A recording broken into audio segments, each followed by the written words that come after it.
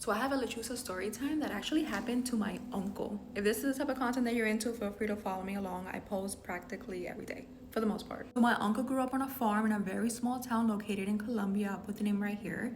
He lived in the outskirts of the town, but says that literally in the middle of it, there was a town that was known for lechuzas. They called it the town of witches. A lot of times he would have to travel to this town to get supplies or to sell off whatever he had made in the farm. On this day, just like he had done 100 times before, he traveled to the town to get some supplies. On his way back, he realized that it was already getting pretty dark. Now, around this time, the only way to get around was by horse because there was no roads that led to his house. As he's riding along, he starts to hear whistling. If you know anything about lechuzas, that is going to be the way that they're going to try to get your attention. He already knew what he was dealing with because, again, he had been to his town 100 times. So he at first tried to ignore it. He knows all the prayers that you can pray in order to get these things to drop. So he started to pray those in his head while holding on to a silver jagger that he always carried in his pocket. Because, again, if you know anything about lechuzas, pure silver is literally what's going to get them to back off. That's their kryptonite or whatever. At one point, he hears the whistling coming from a bunch of different directions, and he decides to stop and get off his horse.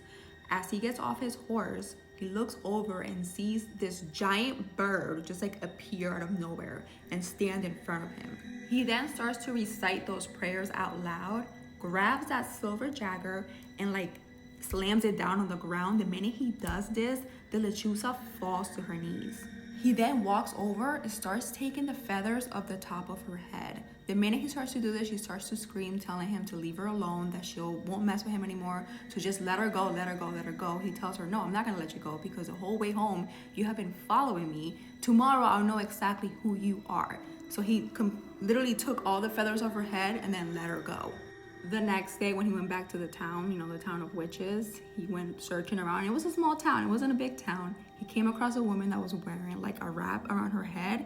He took it off and she was completely bald. And he was like, now I know exactly who it was. It was you. Apparently she had a crush on my uncle, which is why she went after him and was following him and taunted him. She was trying to get his attention. I'm not sure why she thought that would work, but that was her reasoning as to why she followed him and why she did all that. But that was the last time she ever messed with him. Unfortunately, that was not the last time he ever encountered another lechuza. So if you guys want to hear more of those stories, apparently my mom says she has a ton of them. She's been holding out.